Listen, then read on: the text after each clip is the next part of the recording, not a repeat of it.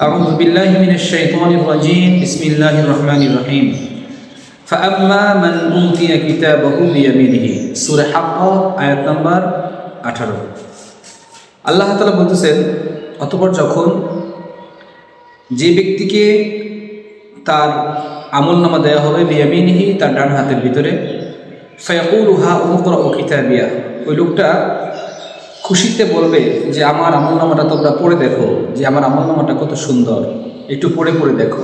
এই কথা লোকটা বলবে। ইন্নী জনান্তু আন্নী মুলাকিন হিসাবিয়া, নিশ্চয়ই আমি ধারণা করেছিলাম একটা সময় আমাকে হিসাবের কাঠগড়ায় দাঁড়াতে হবে, একটা সময় আমাকে হিসাব দিতে হবে, এটা আমি ধারণা করেছিলাম। এই জন্য আমি দুনিয়ায় সময়টা ওইভাবেই কাটিয়েছি। একটা কদম দেওয়ার ক্ষেত্রে আগে চিন্তা ভাবনা করছি, এই কদমটা দিলে কি জান্নাতে যেতে পারবো নাকি জাহান্নামে যেতে হবে। অতএব আমি ওইভাবেই আমার দুনিয়ার জিন্দেগি চালিয়েছি। এরপরে ফাহুয়া ফি ঈশাতির রাদিয়া, এরপরে সে বলবে যে তাকে বলা হবে ফাহুয়া ফি ঈশাতির রাদিয়া, যে আজকে তোমার জন্য রয়েছে সুখ শান্তির একটা জীবন যাপনের ব্যবস্থা। অর্থাৎ জান্নাতের ভিতরে যে সুখ শান্তিতে মানুষ থাকবে এরকম একটা ব্যবস্থার কথা আল্লাহ তাআলা জানিয়ে দিলেন। ফাহুয়া ফি ঈশাতির রাদিয়া, তার জন্য রয়েছে রবের পক্ষ থেকে সন্তুষ্টজনক জীবনযাপন। এরপর আল্লাহ তাআলা বলেন ফি জান্নাতিন আলিয়া, এই সন্তুষ্টজনক জীবনযাপন এটা কোথায়? জান্নাতের উচ্চ মাকামের ভিতরে, একেবারে জান্নাতের যে উচ্চ শিখর সেখানে তার জন্য এই ব্যবস্থাপনা থাকবে। কুতুফুহা দানিয়া, আল্লাহ তাআলা বললেন যে সেখানে তার জন্য জান্নাতের যে ফলগুলো আছে এগুলো তার আয়ত্তাধীন থাকবে, মানে তার নিকটে কাছাকাছি।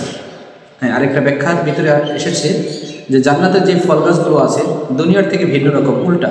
দুনিয়া যেরকম গাছের গোড়াটা নিচে থাকে, ফল উপরে থাকে, আর জান্নাতের গাছের গোড়াটা থাকবে উপরে আর ফলগুলো সব নিচের দিকে থাকবে। লোকটার আশেপাশে সব আয়াতের ভিতরে, মানে কি একবারে কাছাকাছি, সে চাইলেই ওটা খেতে পারবে। সুবহানাল্লাহ।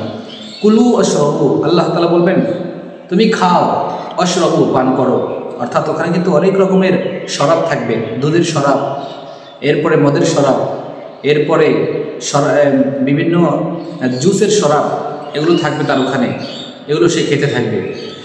আল্লাহ তাআলা বলবে তুমি খাও এবং পান করো, ফলগুলো খাও এবং বিভিন্ন শরাবগুলো পান করতে থাকো। হানিআম বিমা আসলাফতুম ফিল আইয়ামিল খালিয়া, তুমি যে পিছনে যে ইবাদত করেছো কষ্ট করে, ওই ইবাদতের বিনিময়ে আজকে আমি আল্লাহ তাআলা তোমাকে এগুলো দান করেছি, তুমি অনন্ত অনাদিকাল এগুলো ভোগ করতে থাকবে। সুবহানাল্লাহি বিহামদিহি। এরপরে আল্লাহ তাআলা জানিয়ে দিলেন যাদের আমলনামা বাম হাতে দেওয়া হবে তাদের ব্যাপারটা কতটাই কঠিন একটু আমরা খেয়াল করব। ওয়া আম্মা মান উতিয়া কিতাবাহু বিশিমালিহি, অথবা যাদের আমলনামাটা বাম হাতে দেওয়া হবে, এখানে তাফসীরের মধ্যে আসছে বাম হাতে দেওয়ার অর্থ হচ্ছে এই বুকটাকে চিরে ফেলবে, হাতটাকে ভেঙে পিছন দিক দিয়ে নিয়ে তারপরে পেট দিয়ে ঢুকায় এই বুক দিয়ে বের করবে। অথবা এরকম হতে পারে যে এই বুক দিয়ে হাতটা ঢুকায়া পিছনে বের করবে, তারপরে তার আমলনামাটা বাম হাতে দেওয়ার পরে সে তো দেখবে না, এই ঘাড়টাকে ভেঙে পিছন দিকে ঘুরিয়ে দিবে, তারপর তাকে বলবে দেখো তোমার আমলনামাটা কতটা কঠিন হবে। ও আম্মা মান উতিয়া কিতাবাহু বিশিমালিহি, তো তাকে যখন বাম হাতে আমলনামা দেওয়া হবে লোকটা তখন 5টা কথা বলবে। 5টা কথা, এটা আমরা একটু মনোযোগ সহকারে শুনবো। 1 নম্বর কথা হচ্ছে লোকটা বলবে ফায়াকুলু ইয়া লাইতানি লাম উতা কিতাবিয়া, 1 নম্বর সে বলবে হায় আফসোস, আজকে যদি আমাকে আমলনামা না দেখানো হইতো, আমলনামাটা আমাকে না দেওয়া হয়তো, এই আফসোস করবে। 2 নম্বর বলবে ওয়ালাম আদরি মা হিসাবিয়া, হায় আফসোস, আজকে যদি আমাকে এই হিসাব কিতাব এগুলো আমার থেকে না নেওয়া হতো, এই হিসাবের কাঠগড়ায় যদি আজকে আমাকে দাঁড় না করানো হতো, এই কথা বলবে। 3 নম্বর বলবে ইয়া লাইতাহা কানাতিল কাদিয়া, হায় আফসোস, ওই মৃত্যু পর্যন্ত যদি আমার জীবনটা শেষ হয়ে যেত, আমি যে মৃত্যুবরণ করেছিলাম ওই পর্যন্ত যদি শেষ হয়ে যেত, আর যদি আমার কিচ্ছু না হতো, এটা বলবে। 4 নম্বর বলবে মা আগনা আন্নি মালিয়া, আমার দুনিয়ায় যেই ধন সম্পদ টাকা পয়সা ছিল এগুলো আজকে আমার কোনো কাজে আসে নাই। এই জন্য আমাদের টাকাওয়ালা ভাইদেরকে আমরা বলবো, যাদের টাকা পয়সা আছে দেখবেন যে টাকা পয়সা তার কোনো কাজে আসে নাই, কী ফায়দা হবে? বলেন, আপনার আজকে এত লক্ষ কোটি টাকা, এত কিছু আপনার এগুলো ভাই কোনো কাজে আসবে না। এরপরে হালাকা আইনি সুলতানিয়া, ৫ম নম্বরে বলবে, হায় আমি দুনিয়া একজন রাজা ছিলাম, বাদশাহ ছিলাম। সে বলবে আমার রাজত্ব, আমার বাদশাহী সব খতম হয়ে গেছে, সেগুলো আজকে কোনো কাজে লাগে নাই।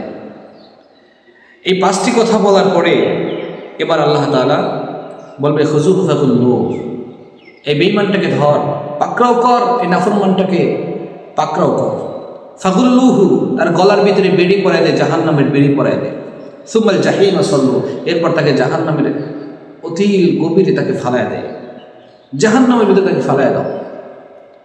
সুম্মা ফি সিলসিলাতিন যারউহা ৭০ যারআন ফাসলুকু, আল্লাহ তাআলা বলে এরপরে তাকে জাহান্নামের ৭০ গজ শিকল, আগুনের শিকল দিয়ে তাকে শৃঙ্খলাবদ্ধ করা হবে। তাফসীর ইবনে কাসিরের মধ্যে এসেছে, এটার ব্যাখ্যা হলো যে জাহান্নামীকে তার নাকের 2 ছিদ্র দিয়ে ওই শিকলগুলো ঢুকাবে, পায়খানার রাস্তা দিয়ে বের করে, তারপরে তাকে টাইট করে কষ্ট দিয়ে তারপরে তাকে এমন জোরে বাঁধবে তার জিহ্বাটা নাভি পর্যন্ত বের হয়ে যাবে। প্রিয় উপস্থিতি, এই সিচুয়েশনগুলো দিয়ে একটু আমরা চিন্তা করি যে আমাকে যদি বাম হাতে আমলনামা দেওয়া হয় আর আমি 5টি কথা বলবো, এই 5টি কথা বলার পরেও তো আমার কোনো পার পাওয়ার সুযোগ নেই, দুনিয়াতে আসার আর কোনো সুযোগ নেই। জাহান্নামের আযাব দেখবো, দেখার পরে অনেকে চিল্লাবে, কাঁদবে, আল্লাহ আমাকে দুনিয়া আবার পাঠিয়ে দেন। হ্যাঁ, ভিন্ন আয়াতে আসছে, রব্বানা আবসারনা ওয়া সামি'না ফারজি'না না'মাল সালিহান ইন্না মুকিনুন। হে আমাদের রব, আবসারনা, আজকে আমরা স্বচক্ষে দেখলাম জাহান্নামের আযাবগুলো, ওয়া সামি'না, আমরা কানেও জাহান্নামের আযাবের যে সাউন্ড এটা আমরা কানে শুনছি। ফারজি'না, আল্লাহ আমরা দুনিয়া আবার ফিরে যেতে চাই, এই কঠিন জাহান্নাম সহ্য করার ক্ষমতা আমাদের নেই। না'মাল সালিহা, দুনিয়ায় গিয়ে শুধু নেক আমল করবো, আর কখনো গুনাহ করবো না, আল্লাহ আমাদেরকে আবার ফিরিয়ে দেন। প্রিয় উপস্থিতি, আজ পর্যন্ত কি ইতিহাসে এরকম কোনো ঘটনা এসেছে? আমাদের পিতা মাতা, আত্মীয় স্বজন যারা দুনিয়ার থেকে বিদায় হয়ে গেছে, কেউ আসছে, কেউ আসতে পারে নাই, কেউ আসতে পারবেও না। অতএব আমরা দুনিয়া থেকে, আজকের আলোচনা থেকে আমরা এটা শিক্ষা গ্রহণ করি যে আমাদের আমলনামা যেন আল্লাহ তাআলা ডান হাতে দেন, আর ডান হাতে যদি পেতে হয় সেজন্য নেক আমল করতে হবে। আল্লাহ তাআলা আমাদের সকলকে সুন্দর জীবন গঠন করা এবং নেক আমল করা আমাদের সবাইকে তৌফিক দান করেন। আসসালামু আলাইকুম ওয়া রাহমাতুল্লাহি ওয়া বারাকাতুহু।